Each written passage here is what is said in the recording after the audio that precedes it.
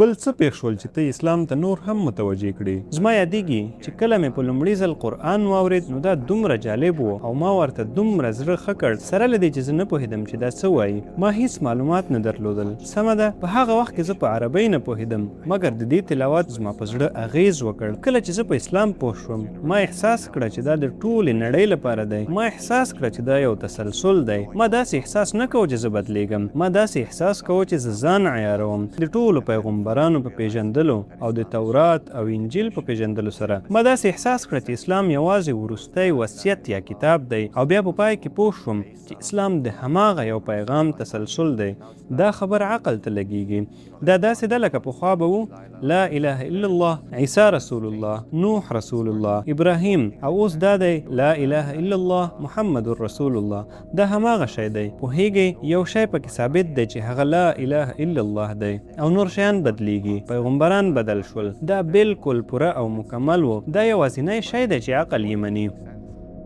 پیغمبر صلی الله علیه وسلم کوم خوی یا صفات تا تر ټولو زیات خوښ شو؟ پیغمبر صلی الله علیه وسلم به تل د هغه خلکو په مطابق ځان عیاروه له چا سره به یې چې خبرې کولې. دا یو حیرانونکی خوی و چې په هغه کې و. د هغه چلند به له ټولو خلکو سره یو شان نه و. زما مطلب دا دی چې هغه به تل عادل و، مګر که کوم ماشوم به ورته راغی هغه به د هغه په کچه ځان برابر کړ. که کوم د دښتې اوسېدونکی یا بدوي یعنی عربي به ورته راغی هغه به د هغه په کچه ځان برابر کړ. که تعلیم یافته خلک به ورته راغلل هغه به د هغوی په کچه ځان برابر کړ. هغه به له هر چا سره ځان برابروم. که یوې ښځې به ورسره خبرې کولې هغه به ځان ور د هغه په کچه برابر کړ. هغه به تل د خلکو د پوهې کچې ته راښکته کېده. حتی خپله ژبه او خپل چلند به یې هم بدلوه. حتی کله کله به خلکو یو شان پوښتنه کوله، مګر د هغوی د شالید په پوهېدو سره هغه به ورته داسې ځواب ورکوه چې هغوی پرې پوهه شي، او دا ځواب به د هغوی سره مرسته کوله تر څو په خپل ژوند کې هغه بدلون راولي کوم ته چې هغوی اړتیا لرله. زه فکر کوم دا یو خورا حیرانونکی شی دی.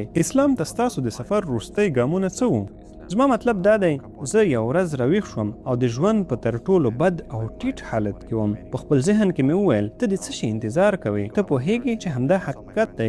زه پوهنتون ته ولاړم او خپل ملګری کمال مې ولید او ورته مې وویل زه اړتیا لرم چې ته نن شپه زما کور ته راشې. ما وویل زه په یو کار کې ستا مرستې ته اړتیا لرم. نو هغه وویل ته روغ رمټ یې. ما وویل ته باید بس راشې. نو هغه وویل سم ده، کومه ستونزه نشته، زه به راشم. دا د ازموینې وخت و. زه د خپل کور په پورتني پوړ کې له ځینو خلکو سره په درس ویلو بوختم او کمال له ښکته څخه غږ وکړ زه دلته یم. سم ده، زه ښکته راځم. نو زه ښکته لاړم.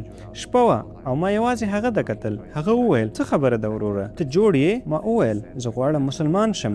او هغه وویل اوه. هغه وویل زه په دې پوهېدم. هغه بیا وویل زه په دې پوهېدم. ما وویل ستاسو مطلب څه دی؟ هغه داسې و لکه هغه اوږده تراویح دې یادېږي.